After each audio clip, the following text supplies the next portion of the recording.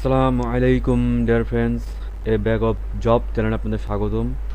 তো চলে আসলাম আপনাদের মাঝে নতুন একটি নিয়োগ বিজ্ঞপ্তি নিয়ে। তো নিয়োগ বিজ্ঞপ্তি সম্পর্কে ডিটেলস আমরা জানবো আজকে। নিয়োগ বিজ্ঞপ্তিতে পদের সংখ্যা, পদের নাম এবং কী কী যোগ্যতা লাগছে এবং আবেদনের শেষ তারিখ, এই সব বিষয়ে আমরা বিস্তারিত জানবো। তো এই জন্য আপনারা আমার ভিডিওটি স্কিপ না করে ভালোভাবে পুরোটি দেখবেন, তাহলে বুঝতে সুবিধা হবে। আর যারা আপনারা নতুন আছেন তারা অবশ্যই আমার চ্যানেলটি সাবস্ক্রাইব করে ফেলবেন।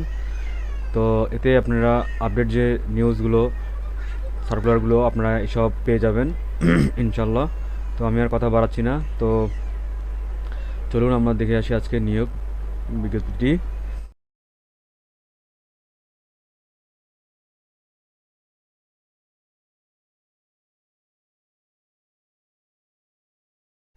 তো আপনারা দেখতে পাচ্ছেন নারায়ণগঞ্জ সিটি কর্পোরেশনের একটি নিয়োগ বিজ্ঞপ্তি। তো এখানে যা বলা হয়েছে আপনারা দেখতে পাচ্ছেন, যেখানে স্থানীয় সরকার বিভাগের তারিখ দেওয়া আছে এবং এখানে স্মারক নং দেওয়া আছে।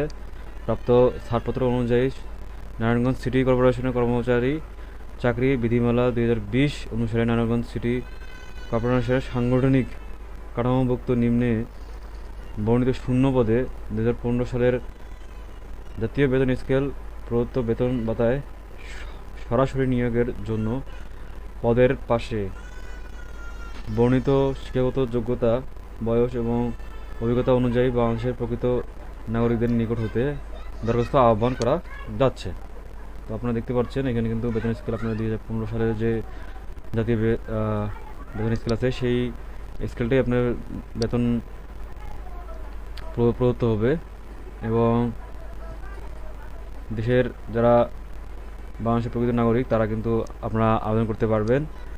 এবং এরপর আমরা যদি দেখি যে এখানে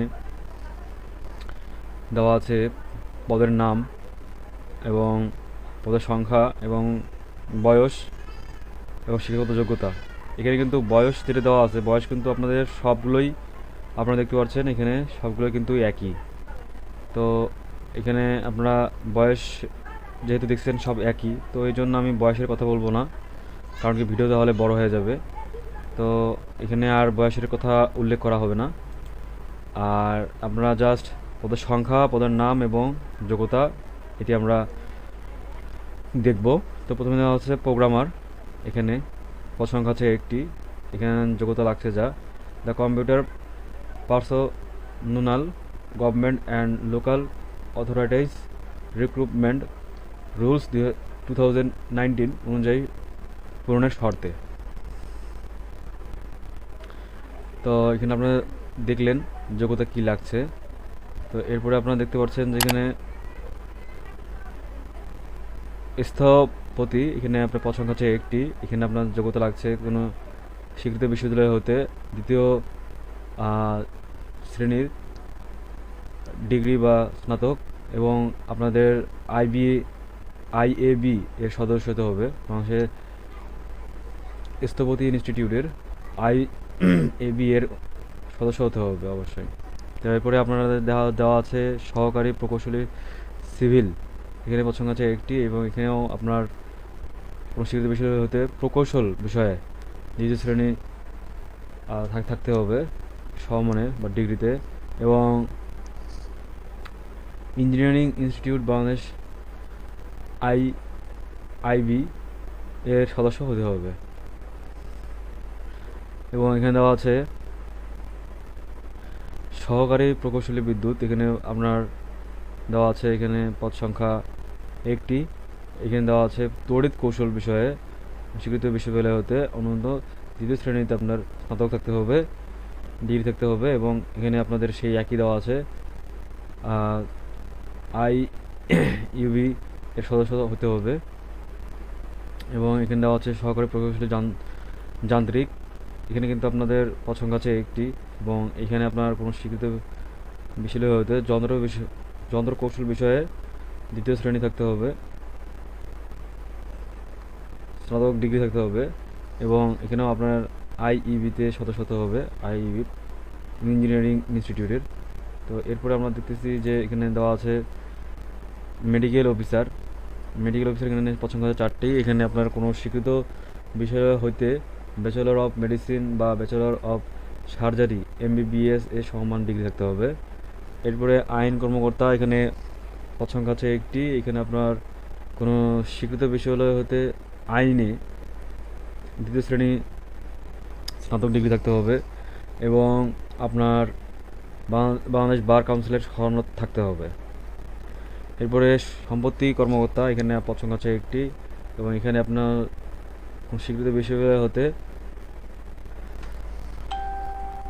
স্নাতক বা সমমানের ডিগ্রি সহ 2য় শ্রেণীতে আপনার সিজিপিএ বা সিজিপিএতে স্নাতকোত্তর বা সমমানের ডিগ্রি থাকতে হবে এবং 2য় শ্রেণী বা সমমানের সিজিপিএতে স্নাতক সম্মান বা সমমানের ডিগ্রি থাকতে হবে।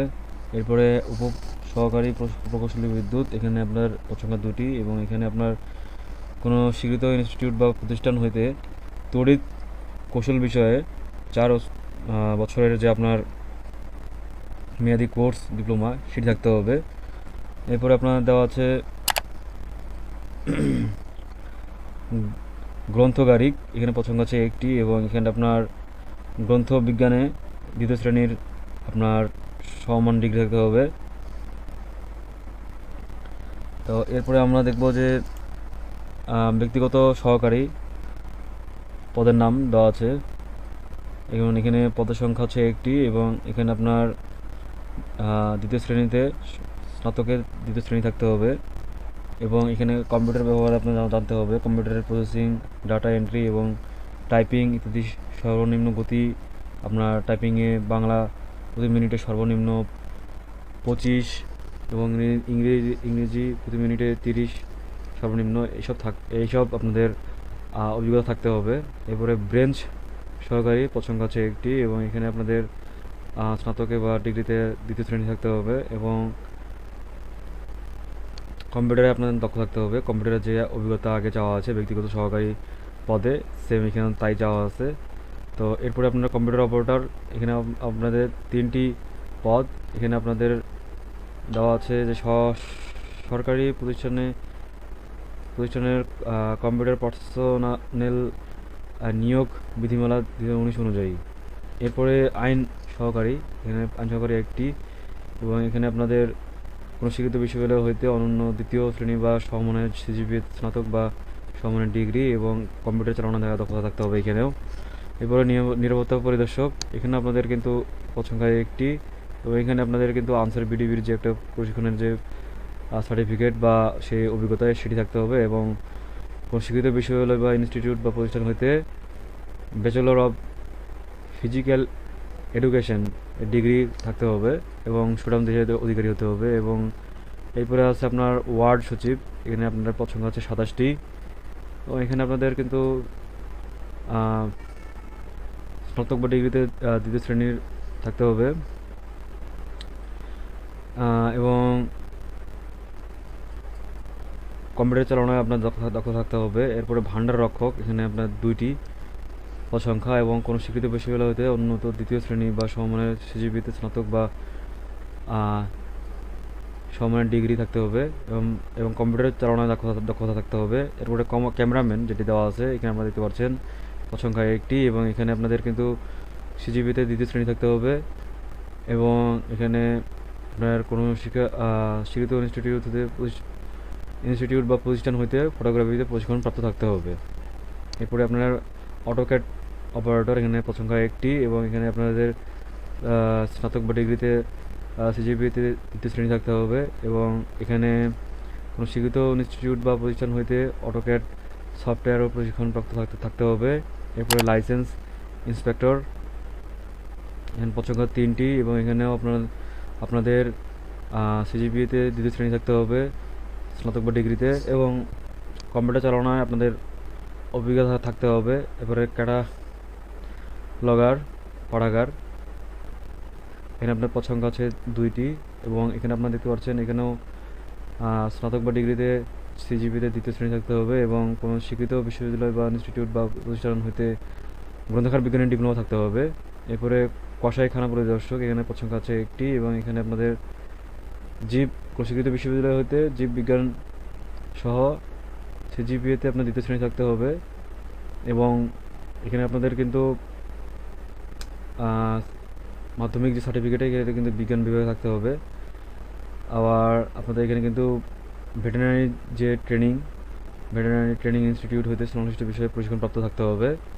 এরপরে আপনাদের পরিচ্ছন্ন পরিদর্শক এখানে পদ সংখ্যা 10টি এবং এখানে আপনাদের কোনো স্বীকৃত বিশ্ববিদ্যালয় হইতে অনন্য দ্বিতীয় শ্রেণী বা সমমানের সিজিপিতে স্নাতক বা সমমানের ডিগ্রি এবং কম্পিউটার চালানো দক্ষতা থাকতে হবে। এরপরে সহকারী কর নির্ধারক এখানে আপনার পদ সংখ্যা 2টি।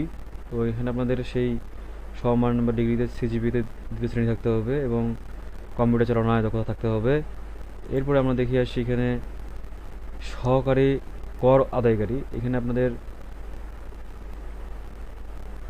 বেশিরভাগ কোনো স্বীকৃত বিশ্ববিদ্যালয় হইতে আপনাদের সিজিপিএ দ্বিতীয় শ্রেণী থাকতে হবে এবং কম্পিউটার চালানোর দক্ষতা থাকতে হবে। এরপরে সার্ভেয়ার এখানে পদ সংখ্যা 2টি এবং এখানে আপনাদের কোনো স্বীকৃত বিশ্ব ইনস্টিটিউট বা প্রতিষ্ঠান হইতে জরিপ বিষয়ে 4 বছরে আপনাদের কিন্তু ডিপ্লোমা থাকতে হবে এবং কম্পিউটার চালানোয় দক্ষতা থাকতে হবে।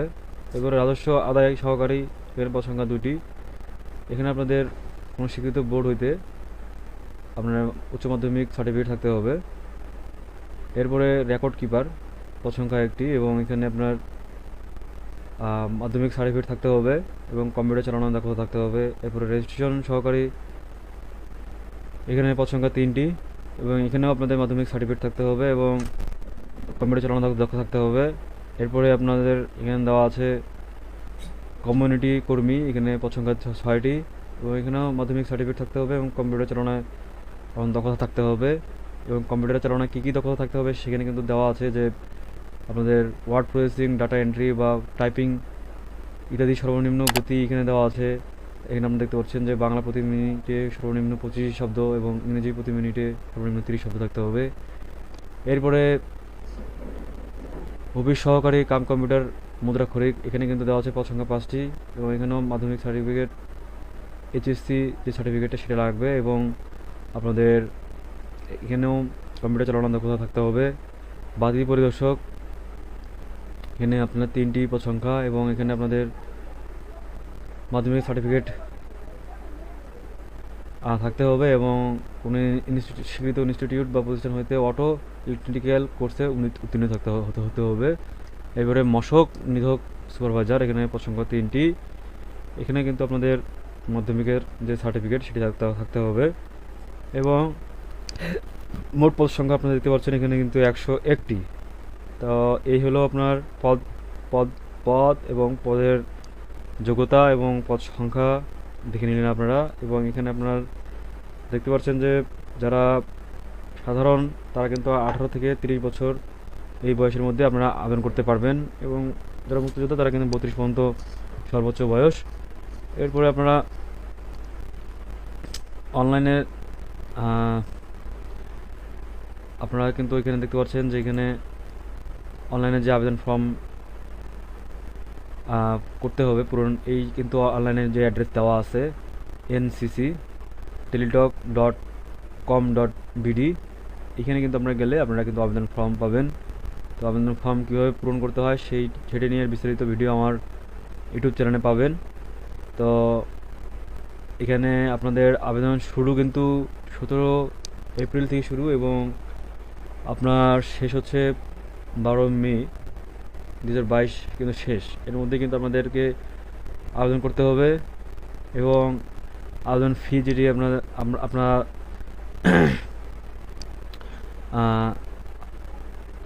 লাগবে আপনাদের যে আবেদন ফিটি সেটি হচ্ছে প্রথম যে ক্রমিক নং পদ দেওয়া আছে 1 থেকে 7 পর্যন্ত আপনাদের কিন্তু 1000 টাকা চার্জ পরীক্ষার ফি এবং 8 থেকে 10 নম্বর পদের জন্য 700 টাকা এবং 11 থেকে 33 নম্বর পদের জন্য 560 টাকা এবং এটি কিন্তু টেলিটকের প্রিপেড সিম দিয়ে আপনাদের কিন্তু এই টাকা পেড করতে হবে এবং সেটি 72 ঘন্টার মধ্যে এটি কিন্তু আপনাদের করতে হবে, এই পরীক্ষা ফি দিতে হবে। তো বিস্তারিত যে মূল আলোচনা এগুলোই হলো মূল আলোচনা। তো আরও কিছু আপনারা জানা থাকলে আমাকে কমেন্টস বক্সে জানাবেন এবং আমিও ইনশাল্লাহ আপনাদের সলিউশন দেওয়ার চেষ্টা করব আপনাদের সমস্যার। এবং যাদের যদি কারো যদি আপনাদের সার্কুলারটাই প্রয়োজন হয় আমাকে অবশ্যই কমেন্ট বক্সে জানাতে পারেন। তো ভিডিওটি অনেক বড় হয়ে যাচ্ছে, তো আজকে এই পর্যন্ত। তো ইনশাল্লাহ আবার দেখা হবে নতুন কোনো নিয়ম বিজ্ঞপ্তি নিয়ে।